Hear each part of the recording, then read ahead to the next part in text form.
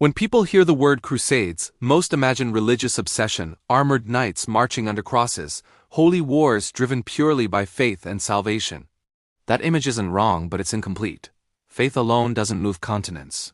Faith doesn't feed tens of thousands of people for years.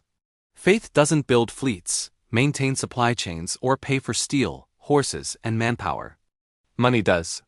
And here on Finance Historian Official, we don't stop at the surface story. We follow the money, because money is where power actually moves. In the year 1095, Europe was not the confident, expanding force we often imagine in hindsight. It was fractured, violent, and economically inefficient. Political authority was weak. Kings ruled in theory but struggled to enforce power beyond their immediate lands. Nobles held territory, but most of their wealth was locked in land, not cash. There were no national treasuries, no standing armies, no centralized taxation systems capable of sustaining long-distance warfare. Wealth existed, but it was illiquid. You could command peasants and extract food, but turning that into mobile capital was another matter entirely. And yet, within just a few years, something extraordinary happened. Tens of thousands of people crossed thousands of miles of hostile terrain to fight in the eastern Mediterranean. They required weapons, armor, horses, ships, food, and logistical support that lasted not weeks, but years. By any rational economic standard of the time, this should have been impossible. No empire in Europe had the administrative capacity to fund such an operation. No king had the cash reserves. But the Crusades happened anyway. The spark came in November of 1095, when Pope Urban II addressed the Council of Clermont. His words were religious: reclaim Jerusalem, defend Christendom, secure eternal salvation. But beneath the theology was something far more practical. Europe had a surplus problem. Not of food or land, but of violence. Armed men whose identity depended on war, but whose wars were increasingly condemned by the Church when fought internally. The Crusade offered a solution. Redirect that violence outward. Urban wasn't selling a war to monarchs. He was selling legitimacy to individuals. The audience at Clermont wasn't made up of kings with treasuries. It was filled with knights, landholding warriors, vassals bound by military obligation, and younger sons with no inheritance waiting for them. Their social status depended on fighting, yet their fighting was becoming morally suspicious. The Crusade reframed violence as virtue.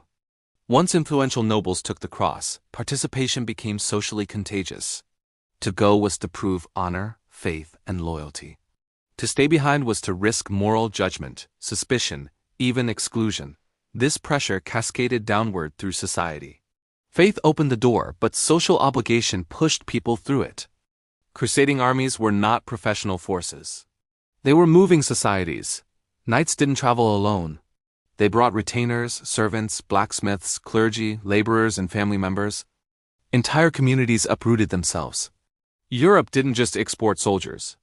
It exported instability, debt, and surplus aggression toward a distant frontier where the promised return was spiritual, not financial.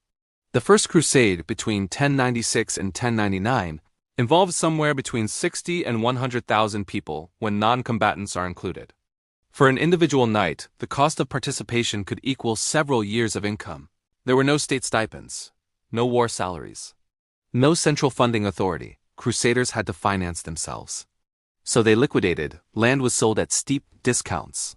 Estates were mortgaged to monasteries. Loans were taken from moneylenders. Future harvests were pledged. Political favors were promised.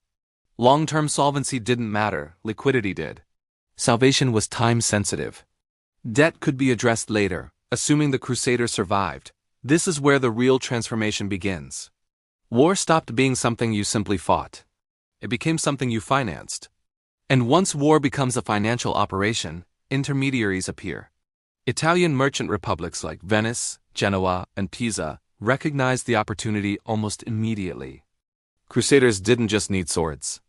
They needed ships, transport contracts, credit, supplies, storage facilities, and risk management. These cities weren't crusading out of pure devotion. They were selling infrastructure to a continent desperate to move men and material eastward. By the early 12th century, crusading routes had become trade routes. Ports that serviced crusaders grew rich. Shipyards expanded. Contracts multiplied. What began as a spiritual mobilization quietly evolved into a logistics industry. And the more often crusades were called, the more permanent this industry became. The church was watching closely. Medieval Christianity wasn't just a belief system. It was a transnational institution. It owned vast amounts of land, it ran courts, it educated elites. It recorded births, deaths, and marriages. Most importantly, it had moral authority that no king could rival. But it lacked something crucial. It didn't have a standing fiscal system. The Crusades changed that. To fund ongoing campaigns, new forms of taxation were authorized. Clergy were taxed. Lay populations were taxed. In some cases, people could pay instead of fighting. Indulgences were increasingly linked to financial support rather than physical participation. What began as emergency fundraising hardened into recurring revenue. This is where belief became leverage. The longer the Crusades continued, the more normalized their financial mechanisms became. Temporary taxes became permanent expectations. Moral obligation replaced enforcement. Guilt ensured compliance.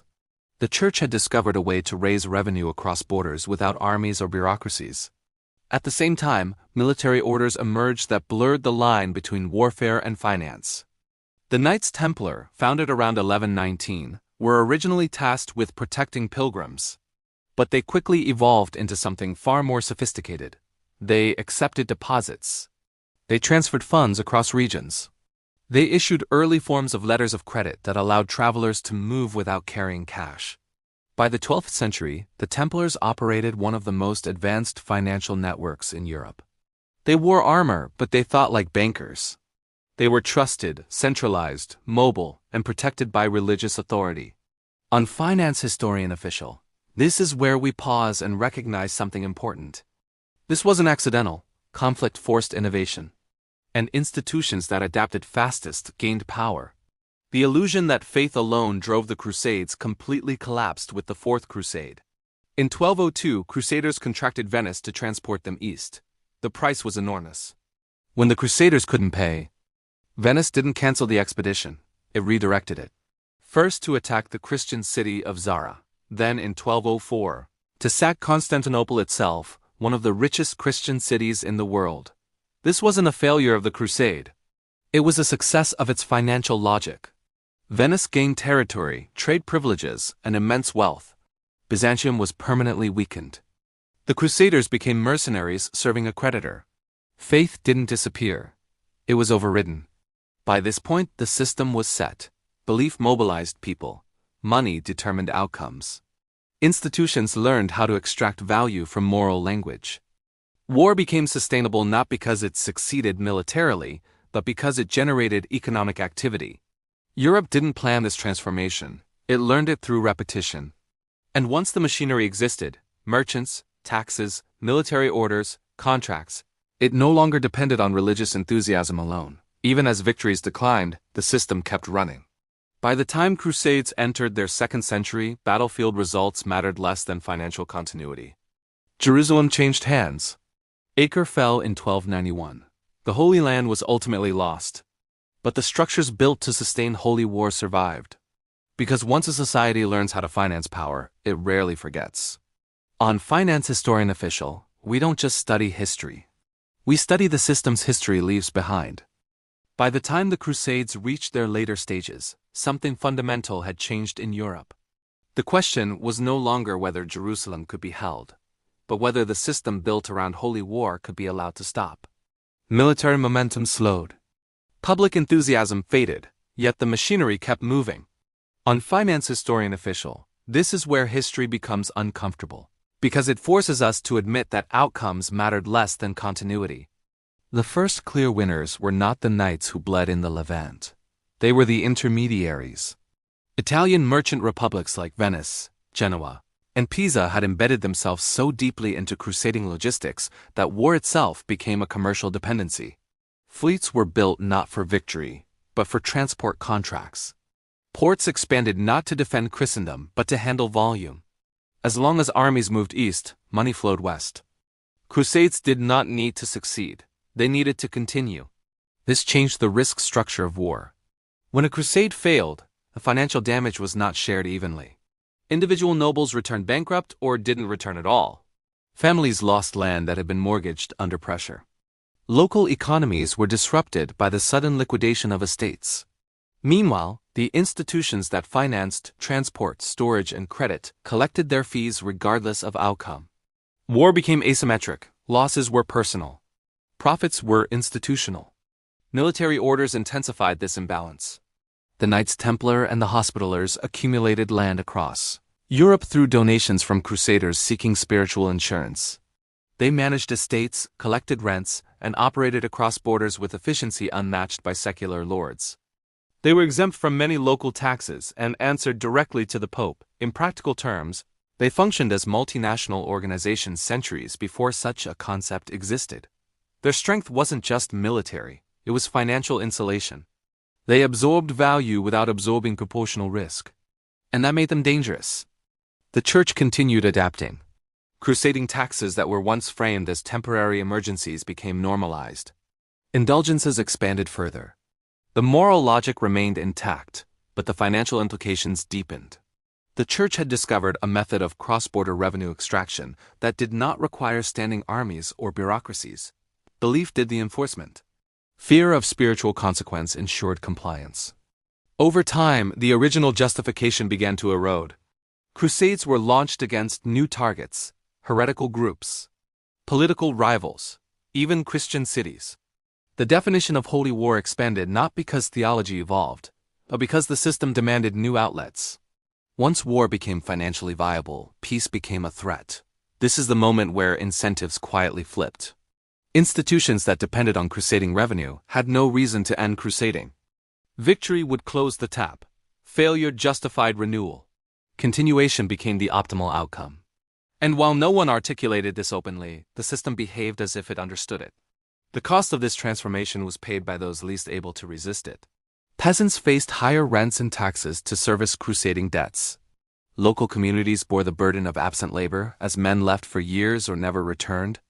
Jewish communities, often acting as lenders due to restrictions placed on Christian money lending, became convenient scapegoats when debts became politically inconvenient.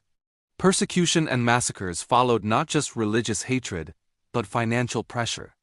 Noble families collapsed under obligations they could not service. Land consolidated into the hands of institutions that understood leverage and scale. Wealth flowed upward, not primarily through conquest, but through financing. On Finance Historian Official, this is one of the most overlooked lessons of the medieval world. Capital concentration didn't begin with factories or banks. It accelerated through war. The medieval economy didn't modernize accidentally. It was forged under stress, shaped by debt, and disciplined by conflict. By the late 13th century, the religious narrative that once fueled crusading enthusiasm was visibly fraying. Military victories were rare, public belief wavered. Jerusalem was lost, regained briefly, then lost permanently. Acre fell in 1291, marking the end of major crusader presence in the Holy Land. But the financial structures built to sustain crusading did not collapse with it. They adapted. Merchant republics pivoted from crusade to empire. Trade networks established under the cover of holy war became permanent commercial arteries. Naval infrastructure remained. Contracts evolved. War finance techniques refined during the Crusades were repurposed for dynastic conflicts and territorial expansion. Military orders left lasting legacies. Even when some, like the Templars, were eventually dismantled because their financial power threatened monarchs, the lesson had already spread. Rulers learned that controlling credit was as important as commanding armies. Debt could bind loyalty more effectively than feudal oaths. Europe had discovered how to fund power without resolving the moral contradictions attached to it. And once learned, that knowledge didn't disappear. This is why the Crusades matter far beyond medieval theology. They trained Europe in the mechanics of sustained conflict. They demonstrated that moral narratives could mobilize populations, while financial systems could outlast those narratives. Once violence is financialized, it no longer depends on belief alone. It becomes self-reinforcing. Modern conflicts are framed differently, but the structure is familiar. Moral language still mobilizes public support. Financial systems still distribute risk upward and costs downward. Contractors replace crusaders. Debt replaces vows. And once again, institutions profit from continuity more than resolution. History doesn't repeat itself exactly, but it educates those paying attention. The Crusades taught Europe that belief opens wallets, that institutions gain power through permanence, and that systems designed to extract value from conflict will seek new justifications to survive. The danger isn't faith or ideology on its own. It's what happens when money and moral certainty align behind institutions that benefit from instability. On Finance Historian Official, this is why we study the past through financial systems, not just battles and dates. Because understanding how power is funded prepares you to recognize it in the present. The people who make decisions rarely pay the full cost of those decisions. That burden travels downward through debt, taxes, and loss, just as it did 8 centuries ago. The Crusades ended. The system they created didn't, and once you see that, you can never unsee it. If this perspective changed how you think about history, stay with Finance Historian Official. Because history doesn't just explain where we came from. It shows us how power keeps moving, even when the story changes.